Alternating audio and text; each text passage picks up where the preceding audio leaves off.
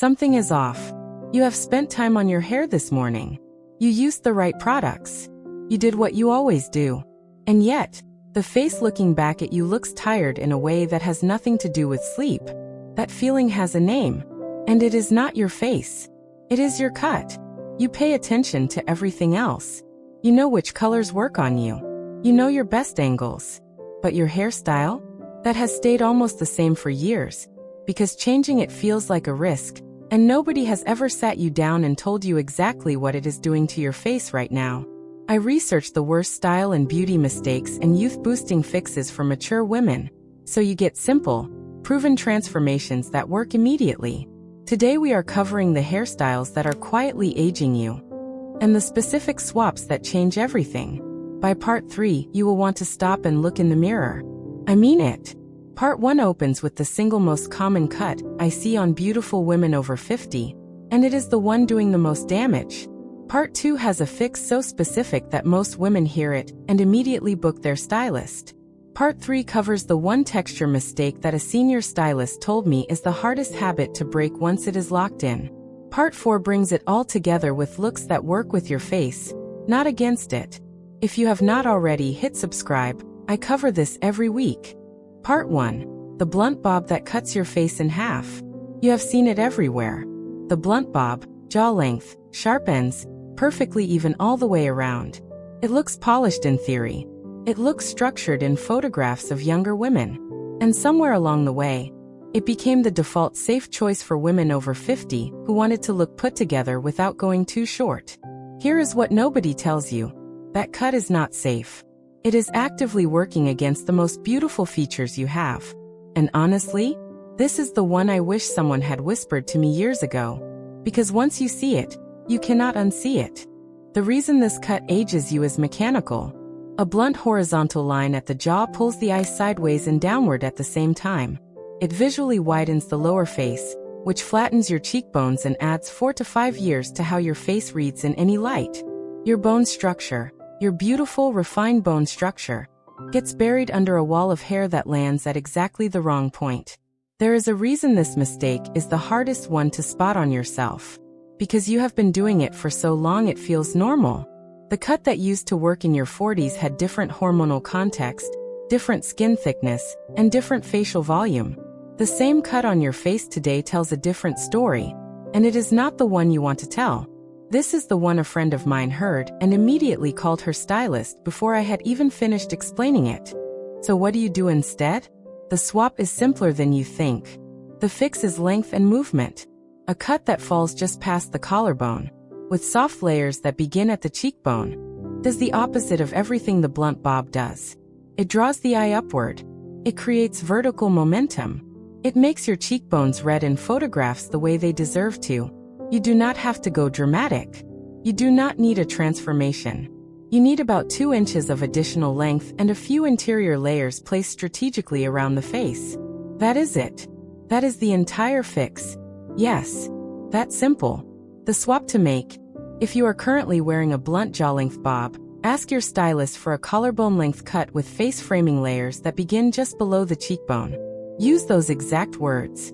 The shape change alone will open your face in a way that feels almost unfair once you see it. A maintenance tip for this length. A lightweight volumizing mist applied at the roots before diffusing will keep the layers alive between cuts.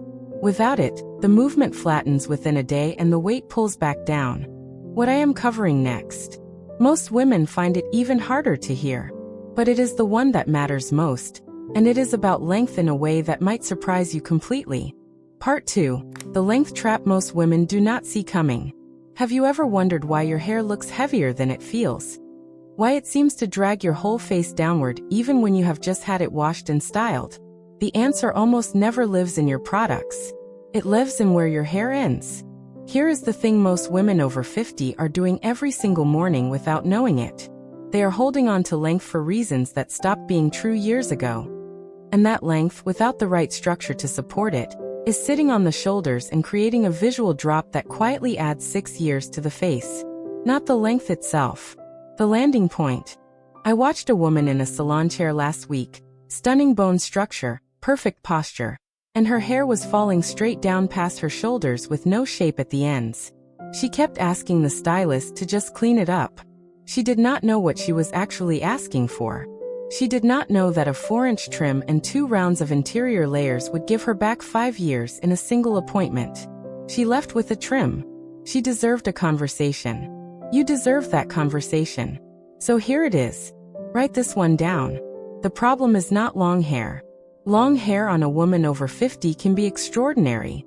The problem is long hair with no movement, no layers, and no structure at the ends, because when hair hangs flat past the shoulder, gravity pulls the eye down the face and off the chin. Your jawline disappears. Your neck shortens visually. Your whole upper face, those beautiful eyes, that bone structure, gets crowded out by a curtain of weight. The fix is not cutting it short. The fix is strategic weight removal. Interior layers, not surface layers. Cut into the lower 2/3 of the hair to create movement without changing your overall length dramatically. Pair that with a soft curtain fringe or face framing pieces that begin at the temple, and the eye travels upward. Your features come forward. The heaviness lifts without taking your length with it. The retention boost here is real. Women who make this one structural change describe it as looking like they lost 10 pounds from their face. That is not exaggeration. That is the geometry of light and shadow working in your favor for the first time in years. There is something about interior layering that nobody in this space talks about plainly enough. You can feel when you need it before you can see it. If your hair feels heavy by midday, if your style drops within 2 hours, if you always look better in a ponytail than you do with your hair down, you need interior layers. Not more product. Not a better tool. Layers. For upkeep. Ask your stylist to refresh your interior layers every 8 to 10 weeks. Even if your length does not need a trim. The structure, not the length, is what keeps this working. Coming up next, the one swap that takes 30 seconds and changes how your entire face reads on camera. It is not about length. It is not about layers. It is something most women never think to question. Part 3, the part that everything else depends on. There is one thing about your hair part that nobody in this space talks about. And a senior stylist I spoke to told me it is the single hardest habit to break once it is locked in. Not because it is difficult to change. Because you stop seeing it entirely. Your part is not neutral. It is doing one of two things. It is either lifting your face or it is pulling it down. And most women over 50 are wearing a part that has been in the same place for 20 years. A place that made perfect sense in their 40s. And is now doing entirely the wrong work. This one is everything. The center part is the most common culprit. It creates a perfect vertical line down the middle of the face. And on a face with any natural asymmetry, any softness at the temples, or any change in facial volume, that line emphasizes everything you do not want emphasized. It divides your face into 2 equal halves and draws the eye straight downward. It flattens your forehead. It narrows your eyes. It makes the distance between your brows and your hairline look shorter than it is, which is one of the fastest visual aging signals in the face. Here is why this mistake is so common, and why you should never blame yourself for it. The center part is the one that photographs have told you looks classic for decades. Magazines, old portraits, every formal photo from your 50s. You wore it because it looked balanced. What they did not tell you is that balance at 40 is not the same as flattery at 60. Your facial proportions have shifted. The part has not kept up. The fix is a deep side part, and it costs you nothing. Move your part roughly 2 inches off center. Not to the extreme side. Not a dramatic comb over. 2 inches.